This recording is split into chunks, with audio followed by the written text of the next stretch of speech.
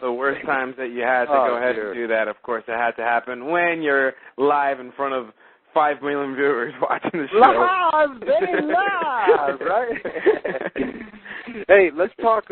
We talked about TNA. We talked about UFC. I told you before we went on, we wanted to get through UFC, TNA, and Monday Night Raw. So we got about 15 minutes before we have to go to the break. We'll run down Monday Night Raw from last night. Did you see this one? Yeah, I did. Actually, I finished watching it literally 5 minutes before the show started, so it's a little fresh. I didn't pay attention to like every single second of the show, but for the most part, I've got the gist of the show. All right.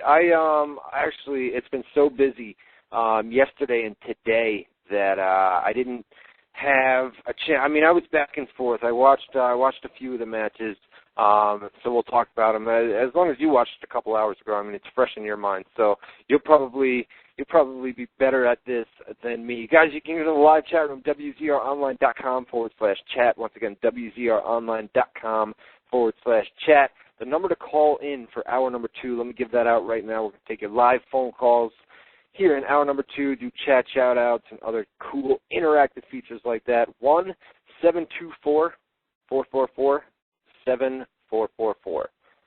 Once again, area code 724-444-7444.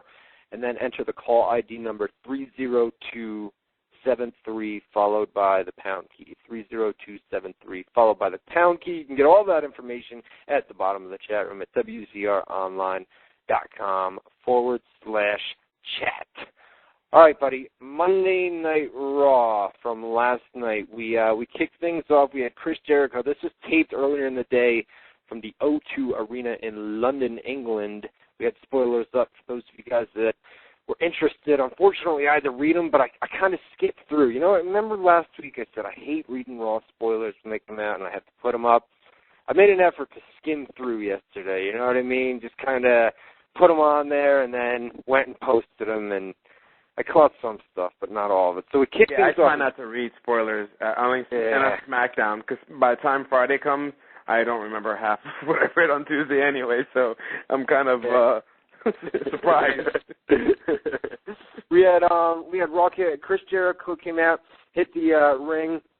Basically, this brought out Ricky Steamboat, and things got ugly from here, man. Not that I don't love Steamboat. I love his in-ring work, but the promo work between these two guys last night, until Cena came out. Cena came out and kind of saved it, but what'd you think, man? The interaction between Steamboat and Jericho. Steamboat just seemed off. It felt like he was trying too hard. Too hard, honestly, I think the promo was okay. It wasn't like, god awful, like it stood out. Yeah. Maybe I didn't really pay attention too much to it, though, but it did sound like he was trying too hard, trying to, get the fans behind him. Thank you, and thank you, yeah. It's just a little too. It was a little too much. Later on, a little too thick. But it's going to be interesting because at the end of the day, of course, those two will fight at Backlash, which we'll discuss on the second hour, and that's going to be an interesting match. It's actually a match that I look forward to, and it wouldn't surprise me if it starts off the pay-per-view. Yeah, that's possible. That's fine. Yeah, that'd be a good hot way to get the crowd into things to kick off. Unless they do I Quit match, but then we'll talk about that later though. Man. What about Backlash? I mean, Backlash is shaping up to be. I don't like that main event. I don't like this 3-on-2 thing. You know what I mean? Or 3-on-3 thing with. Well, we'll talk about it here in a little bit when we get to Backlash. But Steamboat came out, and the thank you stuff, the da-da-da-da-da-da. They set up a match for the Backlash pay-per-view, like we just said. The funny thing about that is Steamboat they were done with him after WrestleMania. That was it, and then something changed just maybe over the weekend or later last week where they said, all right, we'll put this guy in one more match. I mean, the fans want to see him, you know what I mean? And that's what changed the WWE's mind. I love it when the WWE tries to create something and the fans change it because they don't accept it. Not saying that Steamboat didn't accept for not wrestling, but the reality is the idea was exactly what you said, to use Steamboat on a very short-term lease, I guess. But in the reality, the fans, us, decided that, no, we want some more of Steamboat. And, I mean, he'll do it Backlash, and I guarantee you if that freaking match is one of the biggest one of the best matches on the card, we'll see Steamboat again. They'll use him as much as they use Tatanka when he try to come back. How can it not be one of the best? I mean, you've got Steamboat. We already know that Steamboat can work like crazy from what we saw at WrestleMania and then on Raw the next night. You know that Jericho can carry a match with anybody. So, I mean, as far as the match quality is concerned, between those two, that could be match of the night. You know what I mean? I mean, I don't think there's any way that match could be bad when you have both of those guys in there. Steamboat and Jericho I'd say is one of the best matches of the night. And if it does kick off the pay-per-view, hopefully they give it some time. It all depends on how much time they give it, because they have a last man standing match. They have an I Quit match. I mean, you've got like 40 minutes apiece right there. You've got the main event, which is usually about 25 minutes to a half an hour on pay-per-view.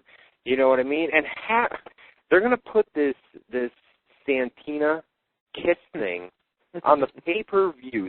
I've said it before and I'll say it again. Why are we throwing down $35 to watch two men? I thought they were going to do it on Raw this week, but you're gonna try to entice me to buy the Backlash pay-per-view to see two men kiss? I'm going to throw $35 down to see that? I don't see it as that. I mean, it's a larger scope of a pay-per-view. I just think it's retarded, period. You know what I mean? I mean, granted, like the wedding of Billy Gunn, that was done well. You know, I'm not saying that I wanted to see, two guys get married on TV. I mean, to each their own, but, if it's done well and it tastes, and it doesn't leave you a tasteless mouth, like, for instance, this one, the Kiss Cam on Backlash pay-per-view. You know what that is? That's nothing but a filler. That's a filler that we're going to have probably an I Quit match. We're probably going to have a big match. Hopefully they won't do what we did at WrestleMania, which is big, and then ends the show because it just didn't come out that way. My guess is it'll fit in between somewhere to kind of relax the crowd rather than having a Divas match, which I would rather see. You know what I mean? That's what I'm saying. Give somebody else a payoff. Why have it's a segment that it shouldn't be on pay-per-view. Put Chris Rock back on, or not Chris Rock, Kid Rock back on, back on the pay-per-view and do, one or two other songs compared to Kiss Cam. Or give somebody else a match. I mean, people are ordering the Backlash pay-per-view to see matches, to see people.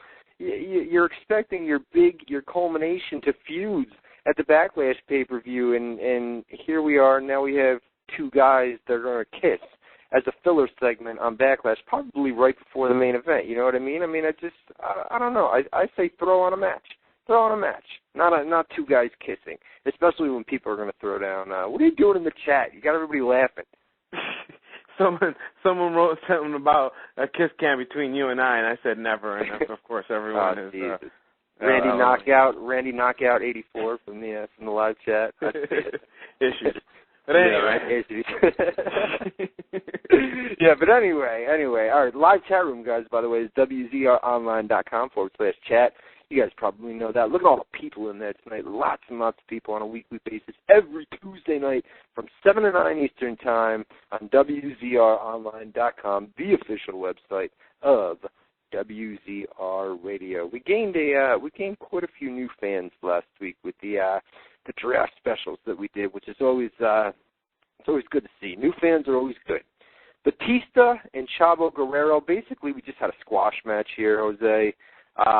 He hit the Batista bomb. Chavo grabbed the mic, said he wasn't ready. Batista came back, hit another Batista bomb, and that was that. Kane versus CM Punk. The interesting note here, which we had a correspondent out in the United Kingdom yesterday who said they had to shoot the finish of this match twice. It didn't really come across that way on Monday Night Raw, unless I wasn't paying attention close enough to see where the edit was. But we had CM Punk win via pinfall after a GTS. Oh, no. It was a roll-up, right? Small package for a 3 count. Small package, yep. Mm-hmm. Okay, all right. Yep. What else? I mean, it was CM Punk Kane. It was what it was. It's another match. It's funny because I call this Raw, coming soon to SmackDown. because most of the talent that we saw last night, we're all going to end up on SmackDown anyway. Melina, CM Punk, Kane, and it's just kind of Rey Mysterio.